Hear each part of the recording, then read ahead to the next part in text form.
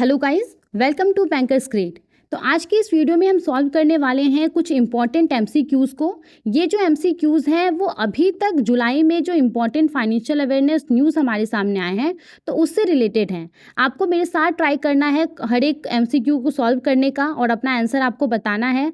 और देखिए, अगर आपको इस पर्टिकुलर वीडियो का पीडीएफ चाहिए होगा तो टेलीग्राम चैनल से आप इसे अवेल कर सकते हैं, जिसका लिंक डिस्क्रिप्शन बॉक्स में दिया हुआ है।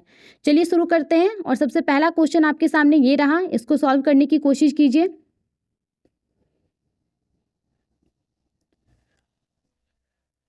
देखिए, इस क्वेश्चन में क्या पूछा जा रहा है। आई होप अभी तक आपने इसको पढ़ लिया होगा। तो क्वेश्चन में पूछा जा रहा है कि मार्च 2023 तक इनमें से कौन सी इंडियन बैंक है जिसका मार्केट कैप 3.72 लाख करोड़ का रिकॉर्ड किया गया था, $49 बिलियन। और ऑप्शन यहाँ पे क्या क्या दिया गया है। Option A ICICI bank, option B HDFC bank, option C State Bank of India, option D Axis bank. तो जो राइट आंसर होगा वो है option C State Bank of India.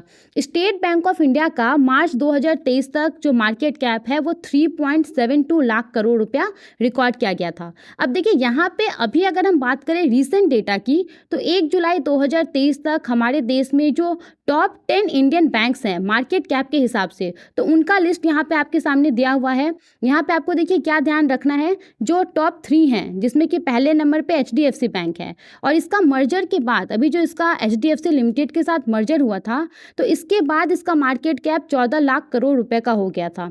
Second number पे आईसीआईसीआई बैंक लिमिटेड है जिसका market cap 6,53,704 crore का था 1 जुलाई 2023 तक। और यहाँ पे तीसरे नंबर पे स्टेट बैंक ऑफ इंडिया है जिसका मार्केट कैप 5,11,201 करोड़ के आसपास था। ठीक है। और यहाँ पे लास्ट में आप देख सकते हैं कैनरा बैंक है, ठीक है, जिसका मार्केट कैप 54,750 करोड़ के आसपास है। तो ये यहाँ पे 1 जुलाई 2023 तक का डेटा हो गया। चलिए आगे बढ़ते हैं और आपके सामने दूसरा क्वेश्चन ये रहा। क्वेश्चन को पढ़िए और अपना आंसर बताइए क्या होगा।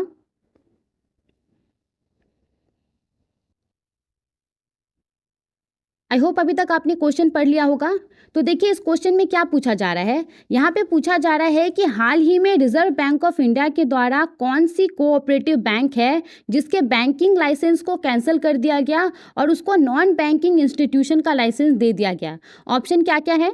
Option A Vasai Vikas Sahakari bank, option B Abhyudaya cooperative bank, option C Mahalakshmi cooperative bank limited, option D Bharat cooperative bank limited. तो देखिए, इसका जो राइट आंसर होगा वो क्या है, option C Mahalakshmi cooperative bank limited. तो रिजर्व बैंक ऑफ इंडिया ने ये जो महालक्ष्मी कोऑपरेटिव बैंक लिमिटेड है जो कि कर्नाटक की धारवाड़ बेस्ड एक कोऑपरेटिव बैंक है, तो इसके बैंकिंग लाइसेंस को आरबीआई ने कैंसिल कर दिया।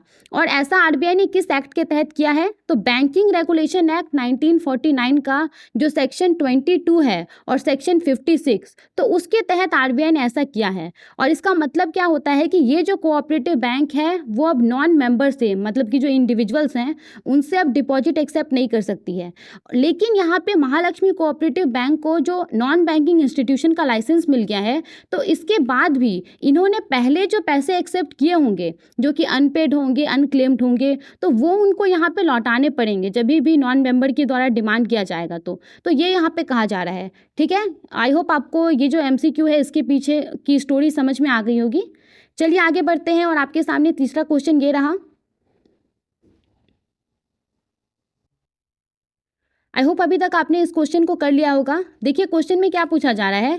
क्वेश्चन में पूछा जा रहा है कि इनमें से कौन सी इंडियन बैंक है जिन्होंने रिसेंटली अभी यूपीआई पेमेंट को रुपे क्रेडिट कार्ड के साथ इनेबल कर दिया है। तो ऑप्शन क्या क्या है। Option A HDFC bank, option B Axis bank, option C Punjab National Bank, option D Canara bank. तो यहाँ पे जो राइट आंसर है वो है ऑप्शन डी कैनरा बैंक। देखिए, कैनरा बैंक हमारे देश की पहली पब्लिक सेक्टर बैंक है जिसने एनपीसीआई के साथ मिल करके ये जो सुविधा है वो अपने कस्टमर को इनेबल कराया है। और यहाँ पे ध्यान रखना जरूरी है कि ये जो यहाँ पे फैसिलिटी है, तो ये फैसिलिटी अभी सिर्फ मर्चेंट पेमेंट के लिए अलाउड है। यहाँ पे आप पर्सन टू पर्सन पेमेंट नहीं कर सकते हैं, card to card, cash out transaction, ये सब आप इस्तेमाल नहीं कर सकते हैं। अगर आपका जो रुपे क्रेडिट कार्ड है उसको आपने लिंक किया हुआ है अपने यूपीआई पेमेंट से, तो यहाँ पे आप ये सब ट्रांजेक्शन नहीं कर सकते हैं। इसके बाद यहाँ पे देखिए कुछ कुछ और जानकारी दी गई है, जैसे कि हमारा जो यूनिफाइड पेमेंट इंटरफेस है वो भारत का क्या है, एक इंस्टेंट पेमेंट सिस्टम है जिसको कि एनपीसीआई के द्वारा डेवलप किया गया है 2016 में। और यहाँ पे एनपीसीआई को कब फाउंड किया गया है, 2008 में इसका एस्टैब्लिशमेंट ईयर है। और एनपीसीआई के जो एमडी और सीईओ हैं वो यहाँ पे दिलीप अस्पे जी हैं। इसके बाद यहाँ पे कैनरा बैंक के जो एमडी और सीईओ हैं, क्योंकि अभी हमने यहाँ पे कैनरा बैंक के बारे में बात की है, तो उनका नाम है यहाँ पे श्री के सत्यनारायण राजू जी। ठीक है, चलिए आगे बढ़ते हैं। आई होप आपको ये भी क्वेश्चन समझ में आ गया होगा। और आपके सामने जो फोर्थ क्वेश्चन है वो ये रहा, तो इसको पढ़िए और आंसर देने की कोशिश कीजिए।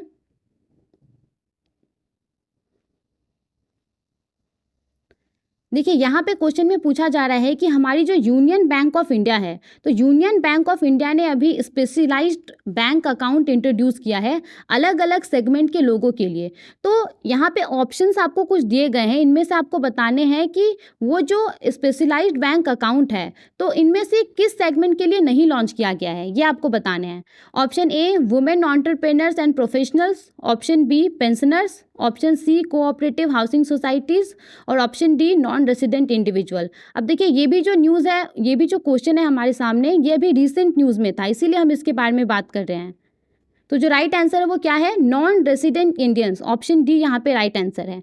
और देखिए यहाँ पे जो यूनियन बैंक ऑफ इंडिया है, इन्होंने 4 अलग अलग सेगमेंट के लिए बैंक अकाउंट को, स्पेशलाइज्ड बैंक अकाउंट को यहाँ पे लॉन्च किया था। Women entrepreneurs and professionals, pensioners और जो कोऑपरेटिव हाउसिंग सोसाइटीज़ हैं उनके लिए।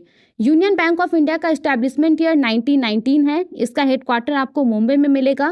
इसके एमडी एंड सीईओ हैं ए मनी मेखलई जी और इसका टैगलाइन है good people to bank with. चलिए आगे बढ़ते हैं और आपके सामने नेक्स्ट क्वेश्चन ये रहा। क्वेश्चन को ध्यान से पढ़िए और इसका आंसर बताइए क्या होगा।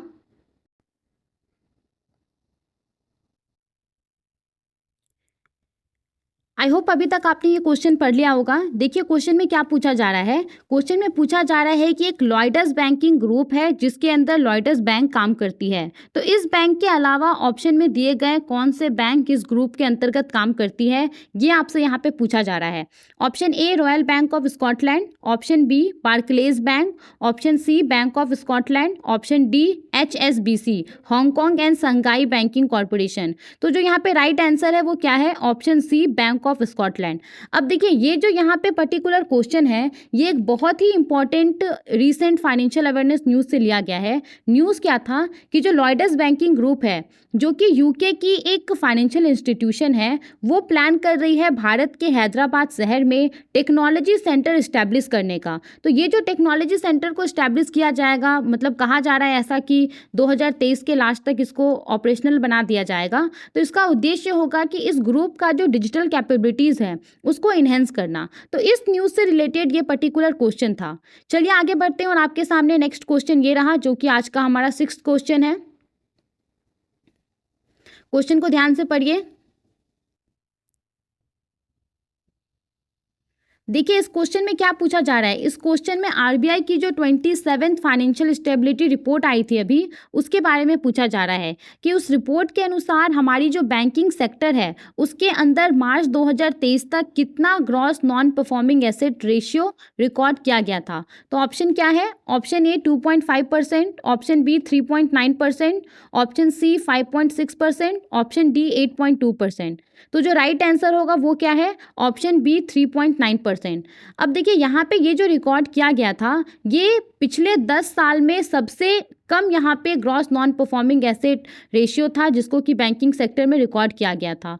और यहाँ पे जो ये फाइनेंशियल स्टेबिलिटी रिपोर्ट होती है इसको साल में 2 बार आरबीआई इशू करती है। और यहाँ पे ये रिपोर्ट बहुत ही ज़्यादा इम्पॉर्टेंट है। ये क्यों इम्पॉर्टेंट होती है, क्योंकि हमारा जो पूरा इंडियन फाइनेंशियल सिस्टम है उसके ओवरऑल हेल्थ, उसके अंदर जो स्टेबिलिटी है उसको ये रिपोर्ट एसेस करती है, उसको मॉनिटर करती है। तो इसीलिए अपने आप में ये रिपोर्ट बहुत ही ज़्यादा इंपॉर्टेंट है। अब देखिए इसमें और भी बहुत सारे डेटा हैं, नंबर्स हैं जिनको हमने कोर्स में डिस्कस किया है, तो आप उसको एक्सेस कर सकते हैं। उसका लिंक जो है डिस्क्रिप्शन बॉक्स में दिया हुआ है।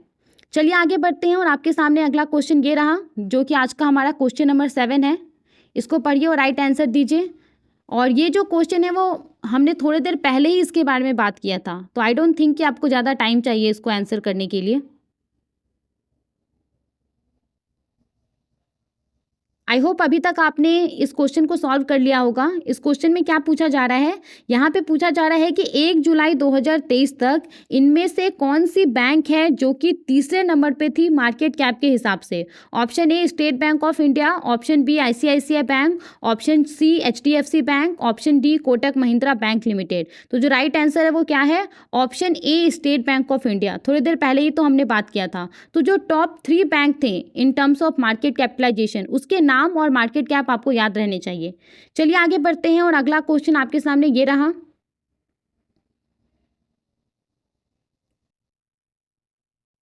तो पढ़ लिया आपने ये क्वेश्चन। इस क्वेश्चन में क्या पूछा जा रहा है, यहाँ पे पूछा जा रहा है कि एचडीएफसी बैंक और एचडीएफसी लिमिटेड का जो मर्जर हुआ है, मर्जर के बाद एचडीएफसी बैंक का अप्रॉक्सीमेटली वैल्यू आपसे पूछा जा रहा है। Option A $100 billion, option B $150 billion, option C $172 billion, option D $200 billion. तो यहाँ पे जो राइट आंसर है वो क्या है, ऑप्शन सी $172 बिलियन। तो ये भी अभी रिसेंट न्यूज़ से लिया गया है।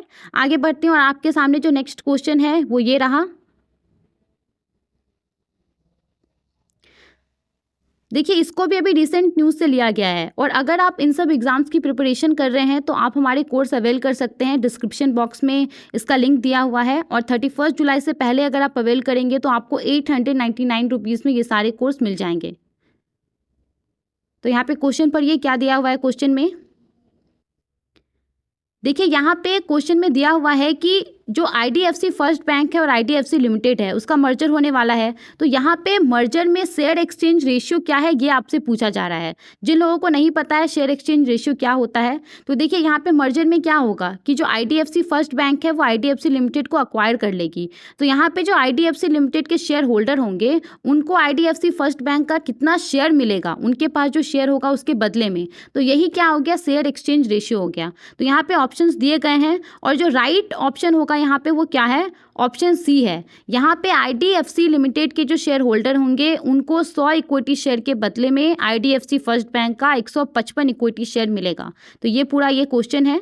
चलिए आगे बढ़ते हैं, लेकिन उससे पहले देखिए यहाँ पे मर्जर के बारे में कुछ कुछ चीज़ें कही गई हैं तो उसको हम डिस्कस कर लेते हैं। जैसे कि ये जो मर्जर है वो इसी फाइनेंशियल ईयर में कहा जा रहा है कि कंप्लीट हो जाएगा, और यहाँ पे मर्जर के बाद जो आईडीएफसी फर्स्ट बैंक है उसका बुक वैल्यू पर शेयर 4.9% से बढ़ जाएगा। इसके बाद यहाँ पे मर्जर में जो आईडीएफसी एफएचसीएल है, आईडीएफसी लिमिटेड है और आईडीएफसी फर्स्ट बैंक है, तो इन तीनों को मर्ज किया जाएगा और एक सिंगल एंटिटी बनेगी। इसके बाद यहाँ पे जो सिंगल एंटिटी होगी उसका जो शेयर होल्डर बेस होगा तो वो पूरा डाइवर्सिफाइड होगा और उसमें प्रमोटर का होल्डिंग नहीं होगा। ये सारी बातें यहाँ पे कही गई हैं।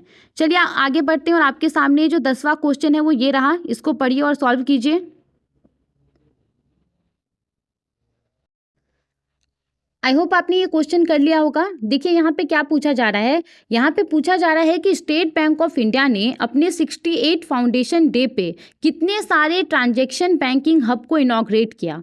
इसका ऑप्शन है, option A 21, option B 31, option C 34, option D 41। तो जो राइट आंसर है वो क्या है, ऑप्शन सी 34। अब देखिए यहाँ पे ये जो ट्रांजैक्शन बैंकिंग हब है ये क्या है, ये जो बैंक के ब्रांच होते हैं वहाँ पे एक डेडिकेटेड यूनिट होता है, और ये किससे डील करता है, ट्रांजैक्शन बैंकिंग से ये डील करता है। ट्रांजैक्शन बैंकिंग किसको कहते हैं, जो यहाँ पे कॉरपोरेट हो गए, जो यहाँ पे बिजनेसेस हो गए, उनको जो फाइनेंशियल सर्विसेज प्रोवाइड कराई जाती है तो वो क्या कहलाती है, ट्रांजैक्शन बैंकिंग कहलाती है। तो यहाँ पे एसबीआई ने क्या किया है, जो इनके डिस्ट्रिक्ट सेंटर्स हैं वहाँ पे 34 ट्रांजैक्शन बैंकिंग हब को इनॉग्रेट किया है पूरे देश भर में। तो ये यहाँ पे क्वेश्चन में पूछा जा रहा है, और इसका उद्देश्य क्या है, इसका उद्देश्य है कि जो ट्रांजैक्शन बैंकिंग सॉल्यूशन है उसको क्विक बनाना, उसको एफिशिएंट बनाना। चलिए आगे बढ़ते हैं, लेकिन उससे पहले यहाँ पे एसबीआई के बारे में कहा गया है। तो एसबीआई के अभी चेयरमैन कौन है, दिनेश कुमार खारा जी। इसका एस्टैब्लिशमेंट ईयर 1 जुलाई 1955 है। इसके 3 मैनेजिंग डायरेक्टर्स हैं, चल्ला श्री विनेसुल्लू शेट्टी जी, श्री अश्वनी कुमार तिवारी जी, श्री आलोक कुमार चौधरी जी, और इसका हेडक्वार्टर आपको मुंबई में मिलेगा। चलिए आगे बढ़ते हैं, और आपके सामने जो 11th क्वेश्चन है वो ये रहा। क्वेश्चन को पढ़िए और आंसर दीजिए। ये भी अभी देखिए डेटा रिलेटेड क्वेश्चन है, तो अभी रिसेंट न्यूज़ से ही इसको भी लिया गया है।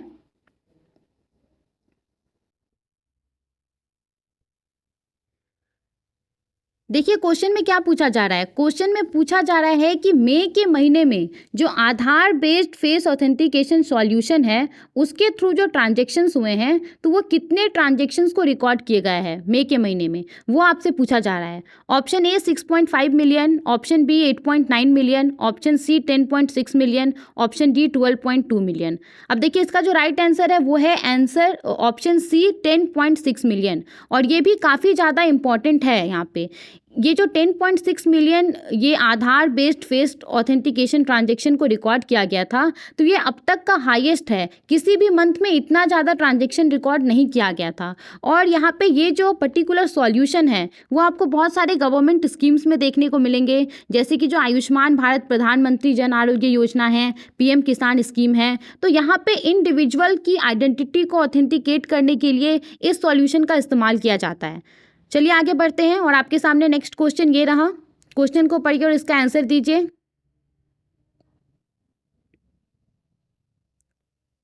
आई होप अभी तक आपने ये क्वेश्चन को कर लिया होगा। देखिए इस क्वेश्चन में क्या पूछा जा रहा है, यहाँ पे पिरामल फाइनेंस के बारे में कहा जा रहा है कि पिरामल फाइनेंस के द्वारा पहला ऑल वुमेन ब्रांच मैत्रेयी को ओपन किया गया, तो ये कहाँ पे लोकेटेड है, इसका जगह आपसे पूछा जा रहा है। Option A Mumbai, option B Delhi, option C Kochi, option D Bengaluru. और इसका जो राइट आंसर है वो है ऑप्शन सी कोची। तो यहाँ पे ये जो मैत्रेयी ब्रांच होगी उसके अंदर 7 से 15 वुमेन एम्प्लॉय की एक डेडिकेटेड टीम होगी। और ये किस चीज़ पे फोकस करेगी, तो ये यहाँ पे महिलाओं की जो नीड होती है उसके ऊपर ये फोकस करेगी, क्योंकि महिलाओं की देखिए जो फाइनेंशियल नीड होती है वो मेल के से थोड़ी सी अलग होती है। तो यहाँ पे उनके ऊपर फोकस किया जाएगा और कौन कौन सी सर्विसेज उनको प्रोवाइड कराई जाएंगी, तो होम लोन्स हो गई, एमएसएमई लोन्स हो गई, ये सब उनको यहाँ पे दिया जाएगा। इसके बाद यहाँ पे पिरामल फाइनेंस के बारे में थोड़ा सा बात कर लेते हैं। तो इसके अभी मैनेजिंग डायरेक्टर हैं जयराम श्रीधरन और इसका हेडक्वार्टर आपको मुंबई में मिलेगा। चलिए आगे बढ़ते हैं और आपके सामने 13th क्वेश्चन ये रहा। तो क्वेश्चन को पढ़िए और इसका आंसर दीजिए। ये देखिए रिलेटेड क्वेश्चन है, जो लास्ट क्वेश्चन हमने डिस्कस किया था उसी से जुड़ा हुआ ये क्वेश्चन है। तो आई होप आप उसका आंसर जल्दी से दे देंगे।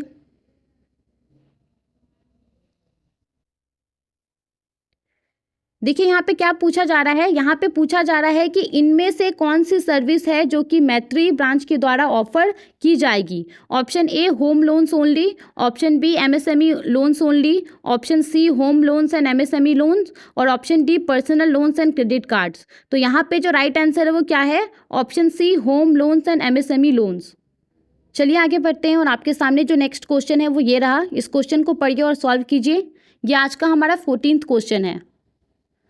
देखिए अगर आपको इस पूरे एमसीक्यूज़ को रिवाइज करना होगा तो आप पीडीएफ के थ्रू कर सकते हैं। हमारे टेलीग्राम चैनल से आप पीडीएफ को डाउनलोड कर सकते हैं, जिसका लिंक डिस्क्रिप्शन बॉक्स में दिया हुआ है। तो यहाँ पे पंजाब नेशनल बैंक से जुड़ा हुआ ये क्वेश्चन है और हाल ही में ये न्यूज़ सामने आया था। आई होप आपने अभी तक इसको सॉल्व कर लिया होगा। देखिए इसमें क्या पूछा जा रहा है, इसमें पूछा जा रहा है कि जो पीएनबी है उसके द्वारा पीएनबी मेटावर्स को लॉन्च किया गया है, जिससे कि पीएनबी के कस्टमर्स को इमर्सिव 3D एक्सपीरियंस प्रोवाइड कराया जाता है।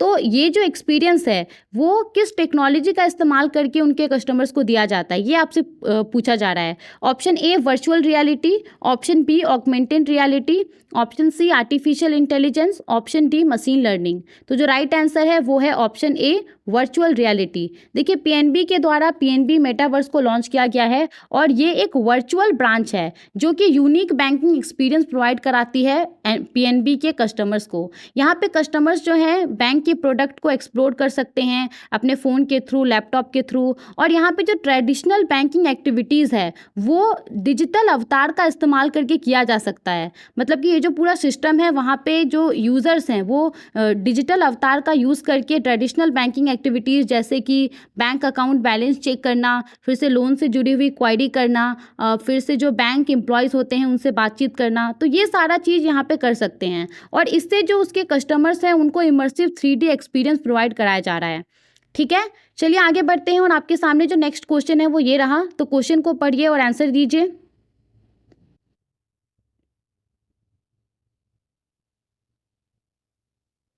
देखिए यहाँ पे इस क्वेश्चन में क्या पूछा जा रहा है कि जो पीएनबी मेटावर्स है वो अपने कस्टमर को किस तरह के यूनिक बैंकिंग एक्सपीरियंस प्रोवाइड करा रही है।